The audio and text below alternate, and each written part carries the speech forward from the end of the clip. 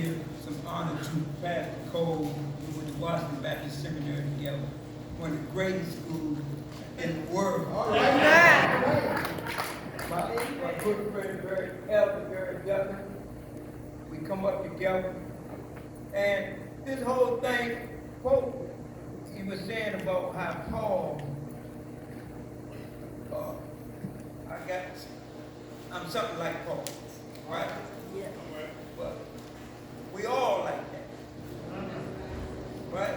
And this scripture right here will show you that everybody was born a sinner, right? Everybody. Yeah. Nobody came out clean with Jesus Christ. Huh?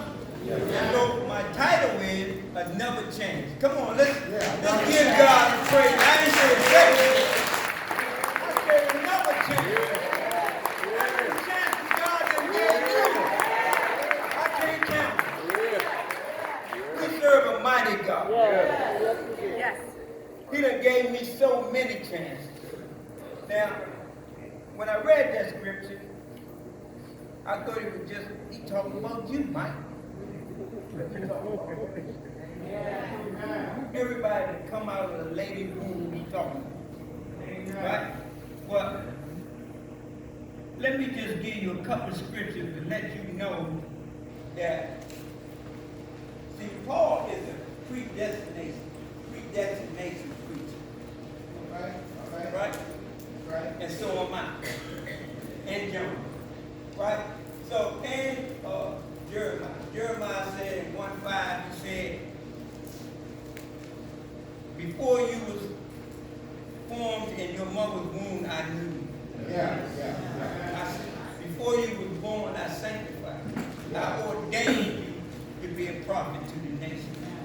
And then in Ephesians 1:4, he said, just as he chose us in him before the foundation of the world, that we be holy without blame before him in love. And then he skipped around in Ephesians 1:11 and said,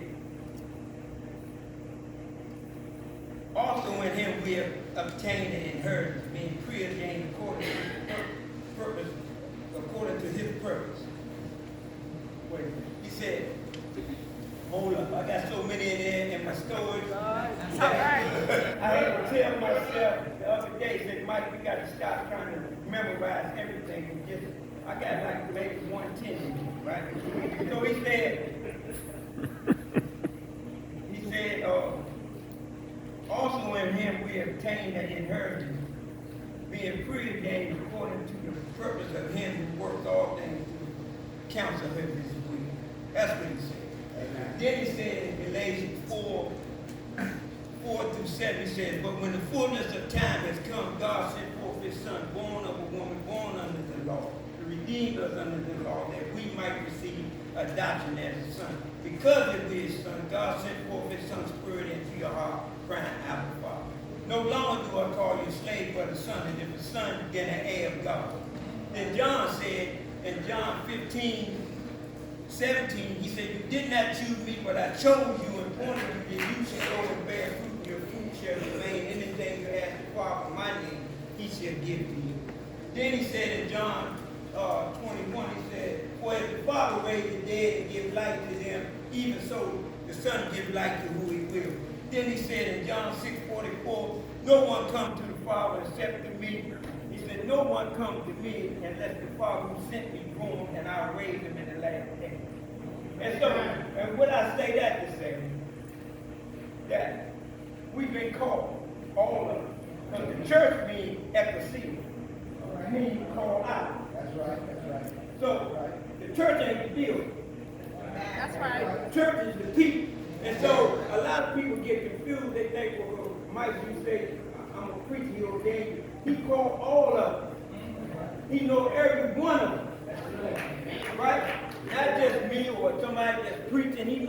He takes counsel on every one of us. And it's his will. But like I said, he's a never changing God. I think everybody should stand up and thank God for everybody in here. There ain't no second chance.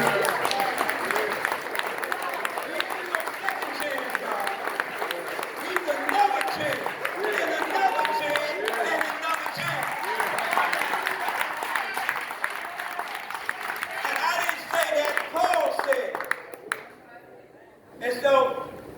In Ephesians, he said, it's from Ephesians 2, I'm going to read 2 to 3. And you made, and you made him, he made alive, who were dead in transgression and sin, which you once walked according to the counsel of this world, according to the prince of the power of the air, the spirit who now works in all sons of disobedience. So y'all know there's two families out there. God got a family. I didn't say that, Paul said. And the devil got a family. Paul talks about it. So I'm going to get into that. But there's two families out there. And you better thank God that you in his family. Right? Because right now, Paul is talking about we spiritually bankrupt. Right? Yeah. But Jesus, being the good guy that he is, that he paid the debt. Yes. Huh? That's why you here. Mm-hmm. He paid that debt off. Who else gonna pay your debt off? Who gonna go pay your house with no note off? Come on, man. He went on and paid that debt for you. Mm-hmm. And so, Paul is talking about spiritual state, not a physical state, right? Because we spiritual. Y'all know that. Right. We must understand this deadness refers to our spiritual life. Ephesians was alive physically, but dead spiritually. Paul chose this comparison because it accurately describes not only the nature of an unbeliever, but also the impossibility of an unbeliever recognizing and correcting his own condition. Just as a dead man cannot revive himself to life, neither can an unbeliever revive. So what he's talking about, that we were born dead, but God the one that got to rebirth you. Right? So if he don't rebirth you, you still work for the devil. You're a devil child. Right? That's what he's saying. He said because we all start off the race like everybody else. Yeah. Right? Paul explained that the Ephesian spirit deadness prior to faith was not unique. They simply shared a condition that affects all humanity. Every person begins their life on earth in a state of spiritual deadness, and apart from the work of God to revive our spirit, this state continues uninterrupted until we physically die. Now, last Sunday I preached about when they go high, when they go low, we go high. And what I was talking about was when the outer man goes low, the inner man goes high. Amen. Right? And I told them that everybody here is born a twin. Yeah. Right? You didn't know that. Because everybody got two men. You got that inner man and that outer man. The one that you want to make sure that you got it in and you were connected is that inner man. That outer man ain't no good, and they ain't going to do you no good. And what Paul was saying, you can't get rid of him. Even when you die, he'll work right with you till you die. Right? If you on his deathbed and you ain't dead, he's still there trying to get in your brain and say something. Amen.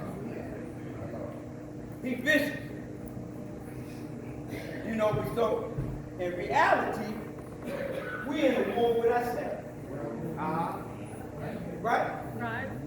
We're in a war with the inner man and the outer man. Who do you think been calling you to do all that stuff you know you ain't got no business doing? If you belong to God, who do you think been called? That's what Paul said. Paul said, even when I try to do right, I can't do right. Always right. Huh? Yeah. That's what he's talking about. You think you ain't like Paul? Who in here ain't like Paul? Paul said everybody like that. I'm going to get to the point how he can raise you up out of it. Spiritual death is a condition which finds its source in Satan. He was the first to fall, and his deceptive influence contribute to the fall of man into God. Remember in Romans 5:18, it says that one man's offense judgment came to all men, resulting in condemnation. Even so, the one man's righteous act, a free gift came to all men in justification. That means that's that part, right? Because in Acts 13:39, he said, and by him everybody's justified of all things, and couldn't it be justified by the law of Moses? We ain't under the law of Moses. We under Jesus Christ. He died for us. He paid that debt off for you. And you better be glad. Amen. I'm glad. And today he rules the hearts of those bound in spiritual deadness, and he exerts his controlling influence through the fear of death. Now let me read this right here. Hebrews 2, 14 to 15. It says, innocent ones then as the children has partaken of flesh and blood, he himself likewise shared the same, that through death he might destroy him who had the power of death, that is the devil, and release those who through fear and death was all their lifetime subject to bondage. For indeed he does not give aid to the angels, but he does give aid to the seed of Abraham. Therefore in all things he had to be made like his brethren, that he might be merciful and faithful, a high priest in the things pertaining to God, to make propitiation for the sins of the people. For in that he himself suffered, being tempted, he also aided those who are being tempted. And so that's saying, man, he came down here so he can get under, he know what's going on with you. And he's been through it. That's why he's justified. Right. He know we going through hell down here. Yeah. You feel me? Yeah. You know that. But he's saying that's the devil. Now in John 8:38, 39, and 8:44, this is what he said. He was talking to first. Now, and all the Bible, a lot of people get confused. They think they're talking about the people in the world. But most of the prophets are talking to the church. All talking to the church. Right now. That's what we're talking about. The church people don't think that you're better than anybody else. Amen. But you're going in it too. Amen. So he said in 8:38, he said, I speak what I see from my father, and you do what, that's what he told the Pharisees. I speak what I see from my father, and you do what you seen from your father. And then it said, well, Abraham was our father. Jesus said, if Abraham was your father, you would do the works of Abraham. So he told him, he said, man, you are of your father. This is John 8:44. You are of your father, the devil. The desires of your father you want to do. He was a murderer in the beginning. He stands to know truth, for the truth is not in him. And when he speaks from the known resources. He's a liar and the father. Hey, do that sound like somebody you hear about every day on the news? This man has told 6,000 lies in 6 months. So what did I tell you? He is son of the devil. I didn't say it, Paul did. Don't go back talking about Mike said the president is the devil. I said Paul said it. He said, if you tell them lies, you the son of the devil. Let me get it straight. But let me just give some honor to my good friend, Michael Mark. He came all the way up from West Virginia, man. I appreciate you. Love you. You're one of my neighbors. And I appreciate that. I ain't going to let that slip. No, because, man, to take somebody come up here, man, and my good friend Ray, I forgot he lives in Virginia, too. We used to call him the Hammer. He played football for McKinley Tech, bad man, good brother. And so, so, like I'm saying here, we are here, not because we want to be here. We was here to God. He already ordained you to be here today. I ain't had nothing to do with it. That's what I'm saying about that predestination. And I'm not saying it. Paul said it, and John said it, and Jeremiah said it. Right? That you here, if you belong to God, he already lined you up for what he wants you to do. You ain't got nothing to do with it. You just better be glad that God is in you. And if he ain't in you, you better start praying and asking. Because had him in me, but he kept calling me. I hung the phone up. A lot of us done that. But as you get older, because this sanctification, this stuff here is a preparation. It don't happen overnight. You grow into it. Some go earlier, some come later. But you grow into it. If you belong to him, that's how you can tell if you belong. You start believing in God, you start changing. That's how you can tell when you start changing.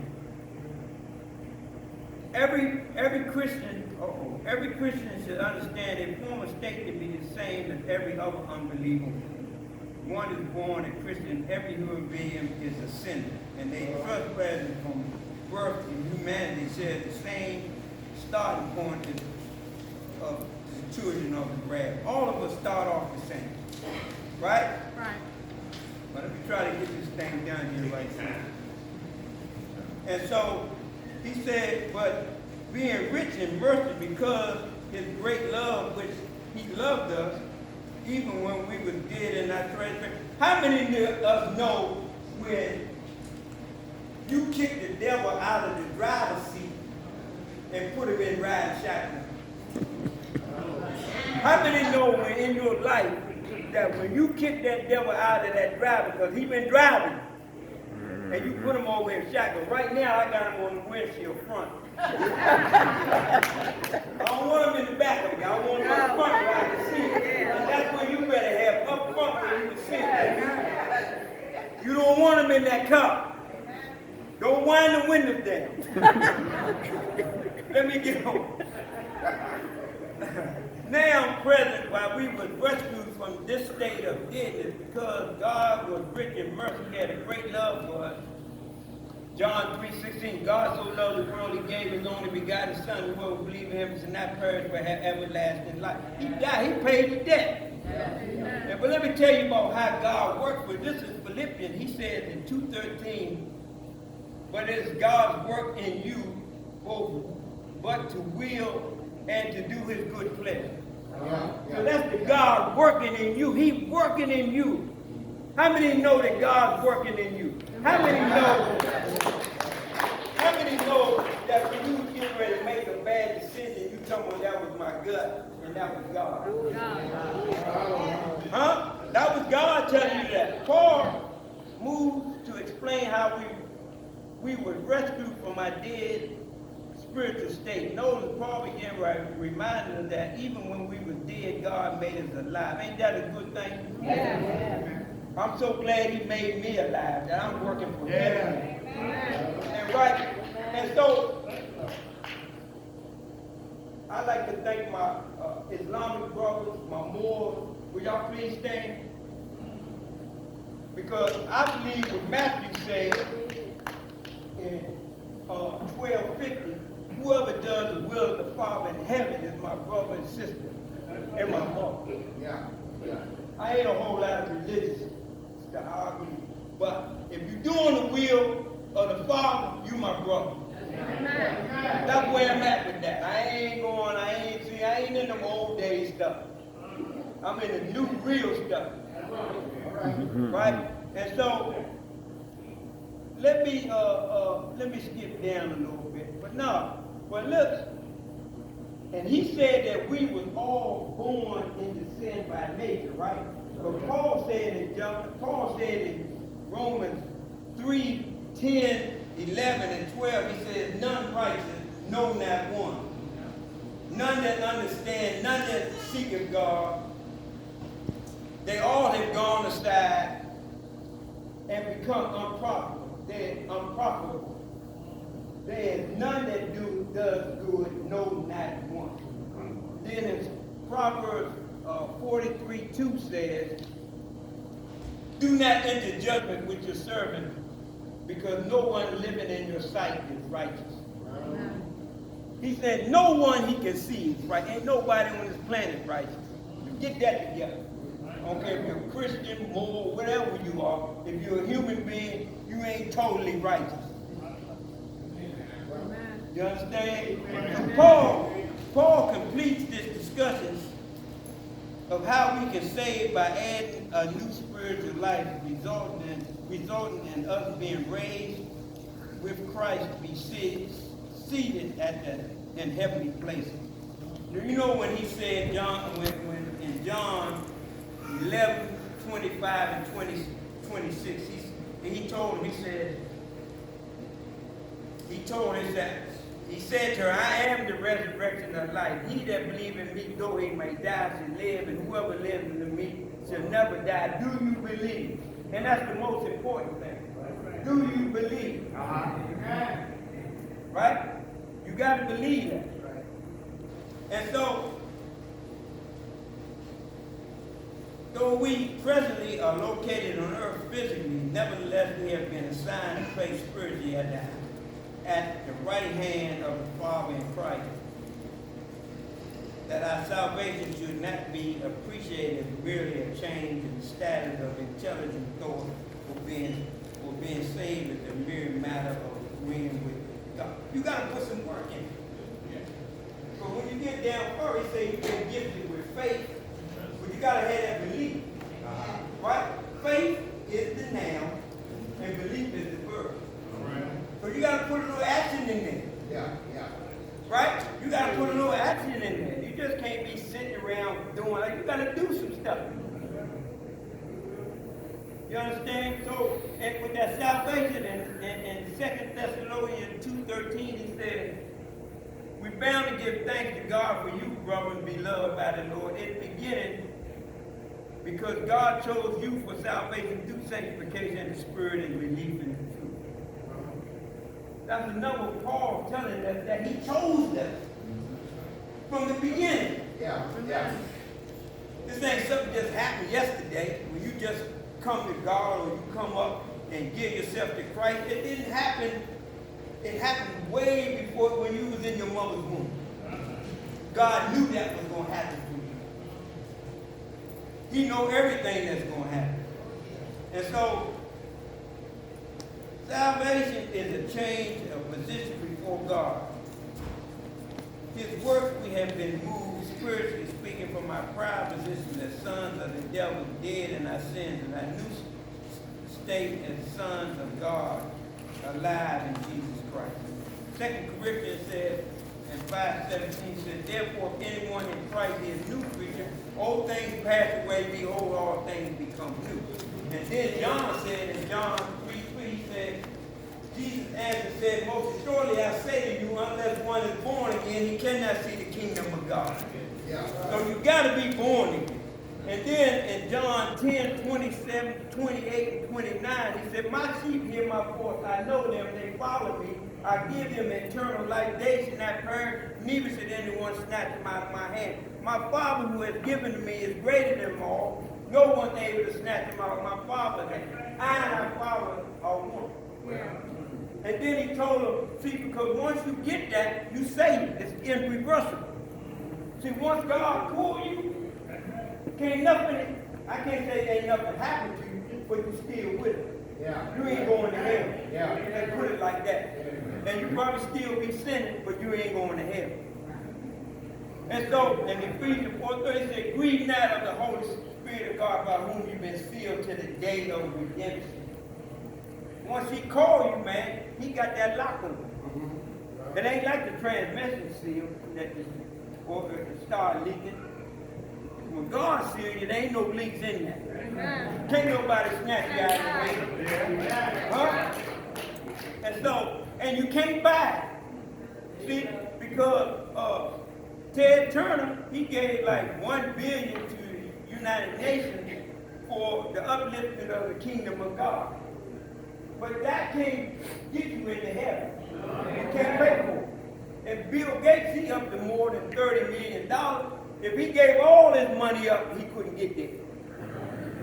He couldn't get, you can't buy your way up in there, right? You got to put a little work in. Right? You got to put some work in. I ain't saying that you got to go to church every day. But he said, man, what have you done for me lately? Who have you fed? Who have you went to prison to see? Right? Everybody ain't on call to go to church. He called you to do some other work. And if you know what that work is, you should be doing it. So if we get ready to close out, I'm going to go ahead and close out because I know football season is coming. I told my buddies out there, guys, I ain't going to take this long. That's why I ain't going to do speaking up there. But look, Ephesians 2, 8, 9, and 10 said, by grace you're saved through faith, not of yourself, but a gift of God, not of work, lest any man should boast. Watch this. We're his workmanship, created in Christ Jesus for good work, that God prepared beforehand that we walk in. What does that mean? He's like the potter. He take you and mold you and shape you. Then if it don't go right, he can go in there and break it and start it all over again. Amen. Amen. Right? He said beforehand that he knew that you was going to do this good work. He lined you up for it. Don't think that you're doing this on yourself. And so a lot of movie stars and entertainers, people get big celebrities and all that. They first thing they got to think my producer or my coach and all that, they forget about God. Because guess who give you that talent? If it wasn't for him, they wouldn't be there. They forget that money, man. Don't let that money get you messed up.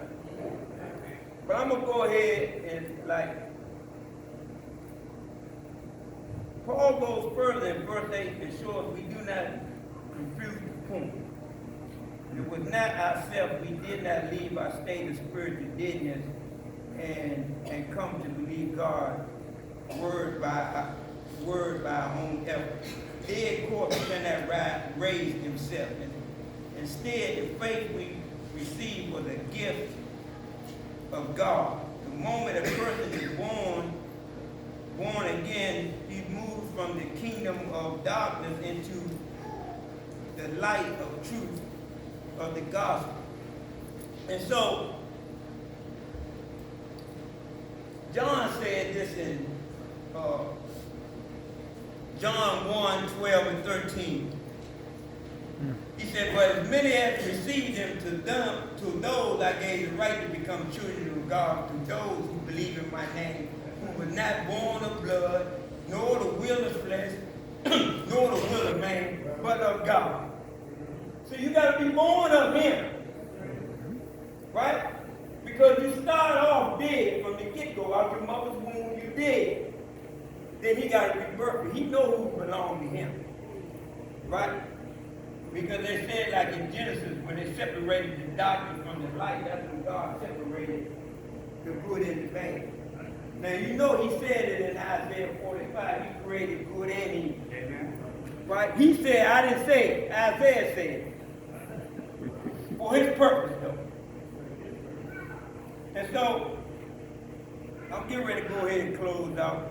Because I'd like to keep my word like I do at the 8 o'clock service. But I'm going to just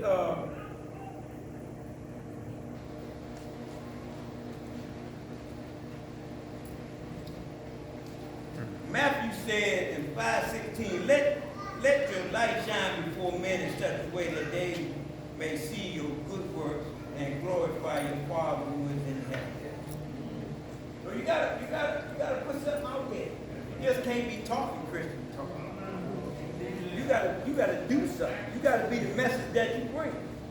If you say you're a Christian, then you gotta act like it. You gotta help people when you can. I ain't talking about go bankrupt having nobody. But you can give somebody a few dollars or whatever that they need if you have it. He gonna give it back to you. Mm-hmm. Right? If he gave you that gift of life, you don't think he gonna bless you? If you belong, your daddy gonna bless you. Believe that. Yeah. We serve a mighty God. Yeah. Now, I had more to say, but I'm gonna go ahead and close out because, like I said, I try to keep my word when I'm preaching. Some say he like the wind, you know it there, but you can't see it. Some say he like the sun and the moon, he always on time. Some say he like a seesaw and keep your life up and down. Some say he like Tony the Tiger, he great. Some say he like Maxwell coffee, good to the last drop. Some say he like Allstate, you don't want to leave your house without. Some say that he the king of kings. Some say that the grave couldn't hold him, and the fire couldn't burn him. But the Bible says in John 6:35, he the bread of life. John 8:12, he the light of the world. John 10:9-11, he the door to the sheep. John 10:11-14, he the good shepherd. John 11:25 says, I'm the resurrection and life. John 14:6 says, I'm the way, the truth, and the life. John 15:1-5 says, he the true vine. Revelation 22:13 says, I'm Alpha, the maker, the beginning, the end, and the first. I say, he that man ain't hung on Friday. He laid all day serving. But early, I said early Sunday morning, he rose with all Friday. And he scared. God bless you.